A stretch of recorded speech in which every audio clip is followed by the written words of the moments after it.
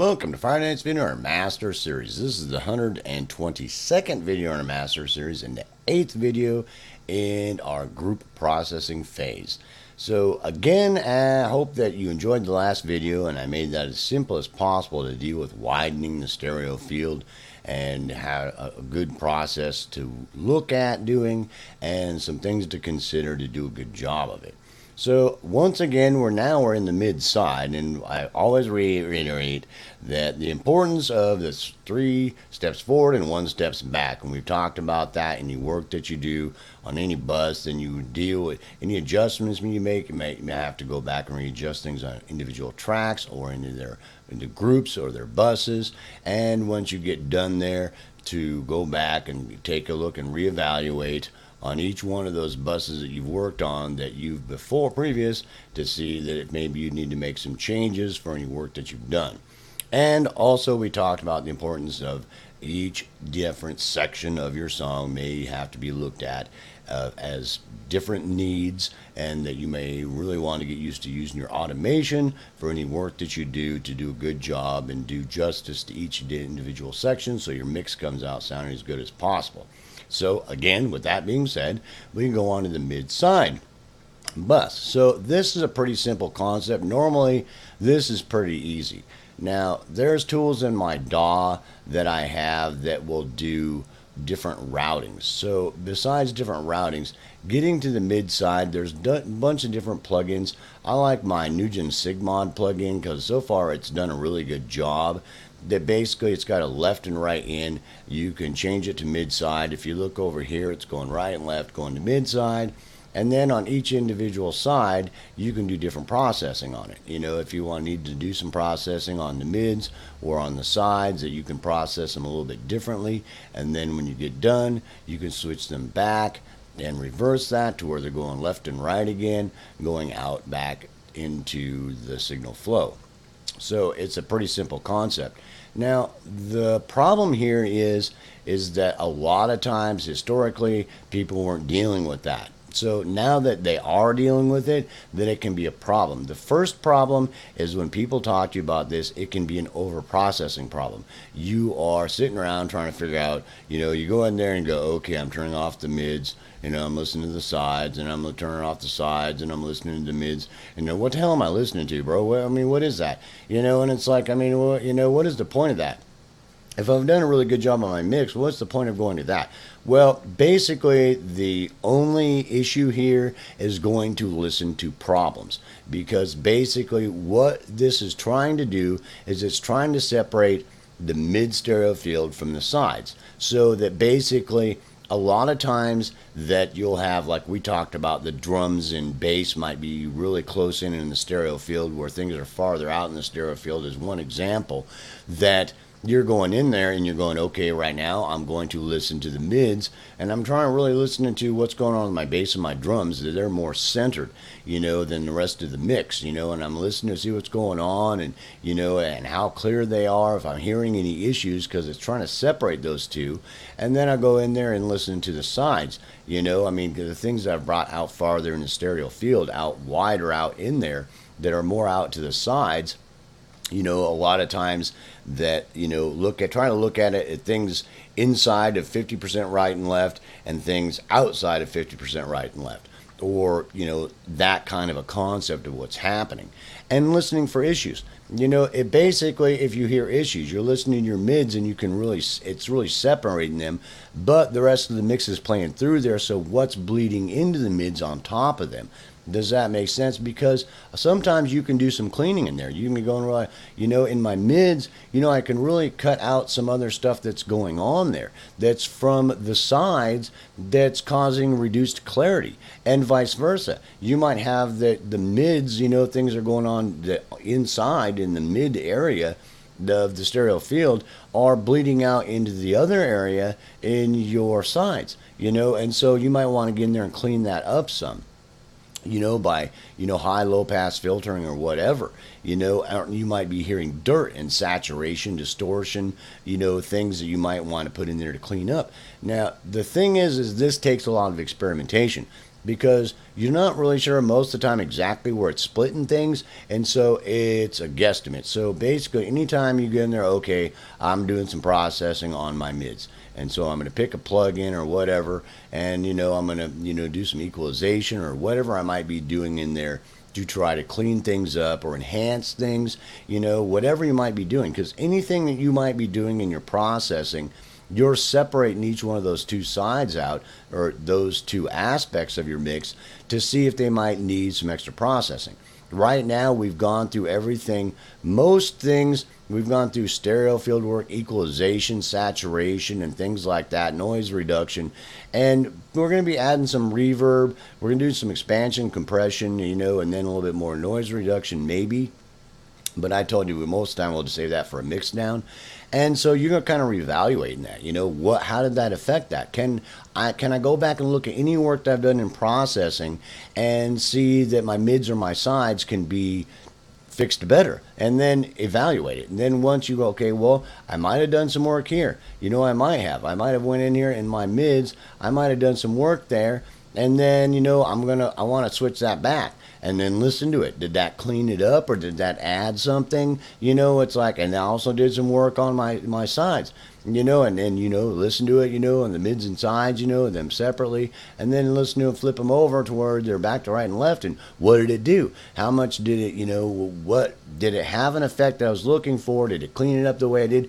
Do I not need to worry about it? The biggest concept here, whenever you're dealing with mid and side, is most of the time it's a getting used to the concept that you can. And once you understand that you can, whether or not you need to or not, does that make sense? Because a lot of times you just don't need to. You don't need to fuss with it. But now that you can, that it is a great option that you're going, well, I couldn't separate that. I can go separate it and go look at those individual instruments and those individual buses from things that are there more centered or more out to the side, but they're going to bleed into each other somehow, to some point. So, your pannings and things like that aren't so exact. They are going to bleed in to the mid area and the side area. One is going to bleed into the other. Does that make sense? And you can work on them a little bit differently, dealing with them from the mid side to help your mix in those areas. That way that you're sitting back and the things you might have cleaned them up to where they're not bleeding into each other as much and start causing more clarity. And also you might re-equalize them a little bit. You might add a little bit more saturation to your mids or your sides. You might do more little noise reduction in one of those sides. You might even go out and do a little more stereo field work on just the sides or the mids that are helping enhance certain sections. Now this, like I said, this is a little complicated, but it's a pretty simple concept, and to really think of it simply, and then one section at a time, so it can be time consuming. The better you get at evaluating and hearing what's going on and experimenting with it, to where you go ahead and experiment with, well, what would happen if I do that? And then I listen to it on and off, on and off. I've done some work on the mids and I'm listening to it back and forth. What did that actually do? Did it really help, or was it detrimental, or what? Because I never messed with that. I don't know. And that, it's a huge concept that, sometimes it can and sometimes it can't. I'm not going to sit here and say that, in this situation that a lot of times this happens. I'm not going to go there, because I work in all kinds of different productions, and it's really dependent on the production and the quality of the recording, and the quality of the work was done throughout processing and subgroup mixing, and the processing you've done so far and things like that. So, it's basically an experimentation like everything else. And on top of it, it's to taste that, one person might do it differently than another person, or hear that something different needs to be done for it to be the way they want it. So to try to tell you how you want it is impossible. It's an experimentation. And, learning to make good judgments on that, and learning to have good taste, learning good taste, sometimes it's like, if you have just completely bad taste, I don't know exactly, you can learn it by observation, by, immersing yourself in good music of what you're trying to do, to try to have it, saturate yourself and, and soak it up. Does that make sense? So, but it's a pretty cool concept. I mean, it really is. Nowadays, that you really can get in there and hear the difference there, so that when you're listening to the mix and and you're going, well, I hear it there, and then you can separate it there. It's another cool way to separate things happening in your mix to evaluate. I mean, it sounds like it can make things more complicated, which is true, but it also gives you more control of what the end product is, so that you have a whole new way to process things and evaluate things. So that this might cause you to go back and rework on individual tracks, individual buses coming off those individual tracks or groups, and rework things that are happening there because of what you're hearing here. And on top of it, it may cause you to go back and rework some of this work you've done, because how it's affecting things in the mids and the sides.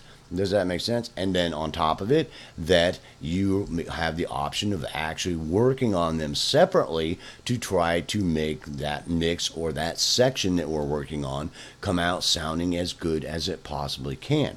So you really just have to look at it as another option to evaluate what's going on, and another option to fix issues that you may be having in your mix. So for enhancement and repairs, to come out with as good as mix as possible. And if you can keep it that simple in your head, that it won't seem quite so complicated, because you're looking at fixing things and enhancing things in, from a different perspective, which is really cool. So it just takes a lot of experimentation and getting used to it, being able to get in there and go, okay, what did I do there? And I'm, A-Bing it on and off, what did I do? There it goes left and right, there it goes with the mid and side, or I got that off, and then I go back to there, how's that sound, go back to it off, what did I do there? And then back and forth, either side, whatever you're working on, until you can come out with something that sounds good.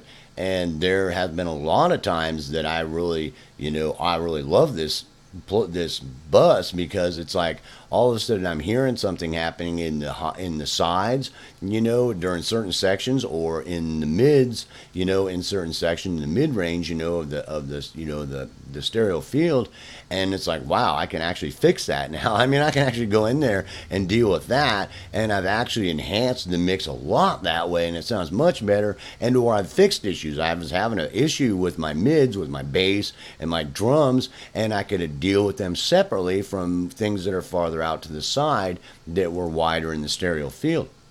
And I was like, yeah, dude, that is so cool. So it's a really great tool to help you analyze things, to help you hear different things that are happening in the stereo field, to help you fix things and enhance things, so that your mix comes out sounding as good as possible. And basically, it's that simple. So, it just basically, get some tools that can do something like this, and, really experiment with it, really practice, sit down, check it out, and walk away, I mean, you got something going on, you're doing something, and you're checking out those mids. What did you do? Walk away for a little bit, walk away, listen to what you've done, and then walk away, and come back and listen to it again, and walk away, come back, and things like that, until you've really you've learned that concept of what it can be utilized for.